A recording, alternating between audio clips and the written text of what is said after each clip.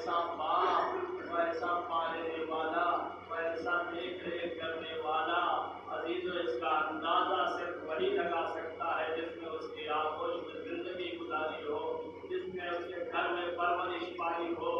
یہ اندازہ اسی وقت لگ سکتا ہے جب آپ یہ دیکھیں گے تاریخ میں کہ امام جب گھر سے نکلنا چاہتے ہیں تو مرغابی آ کے راستہ روک دیتی ہیں، جب در کے پاس پہنچتے ہیں تو زنجیریں در ہاتھوں سے لگ جاتی ہے، امام کو گھر سے نکلنے نہیں دیا جاتا، کسی صورت سے گھر کے در و دیوار تک حاضر نہیں ہے۔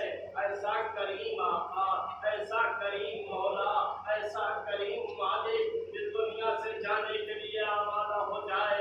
عزیزان گرامی، امام اپنی بیٹی کے مہمان ہیں، گھر تو ایک ہی ہے لیکن مہمان جناب زینب کے ہیں ظاہراً۔ ایک مرتبہ جناب زینب کہتی ہیں بابا اس پریشانی کی وجہ کیا ہے؟ آپ کبھی مصلی عبادت پہ آتے ہیں، کبھی حیات خانہ میں جاتے ہیں، کبھی مصلی عبادت پہ آتے ہیں، کبھی حیات خانہ میں آتے ہیں۔ اللہ ایک مرتبہ امام فرماتے ہیں اے بیٹی اس مالک کی بارگاہ میں حاضری دینا ہے۔ اے میری لفظ جگر اس مالک کی بارگاہ میں حاضری دینا ہے جس کے سامنے کھڑے ہونے میں رسولوں کے پیروں میں لرزا رہا، جس کے سامنے حضور کے بعد چہرے کا رنگ رسولوں کا زرد ہو جایا کرتا تھا۔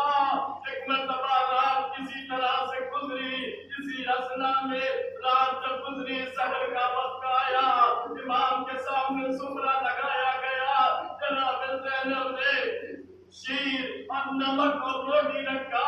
ایک مرتبہ امام نے اپنی لفظ جگر کو سر سے پیر تک دیکھا، کہا زینب یہ بتاؤ، اے کلثوم یہ بتاؤ کیا تم نے کبھی آج تک دیکھا تمہارے بابا کے سفرے پر 3 چیزیں رہی ہو؟ بیٹا کبھی تم نے دیکھا کہ تمہارے بابا نے ایک ساتھ سفرے میں 3 چیزیں رکھی ہو؟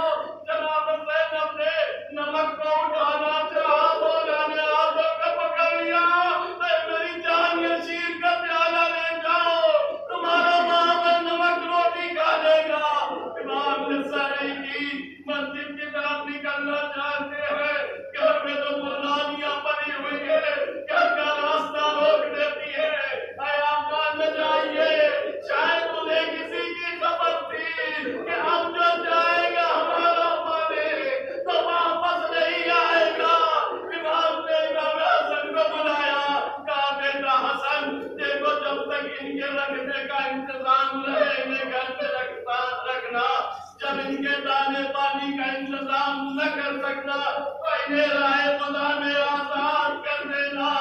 امام مسجد میں تشریف لائے، امام نمازیوں کو جگانا شروع کیا۔ ایک مرتبہ ایک گوشے میں پہنچے، ایک شخص کو ٹھوکر ماری،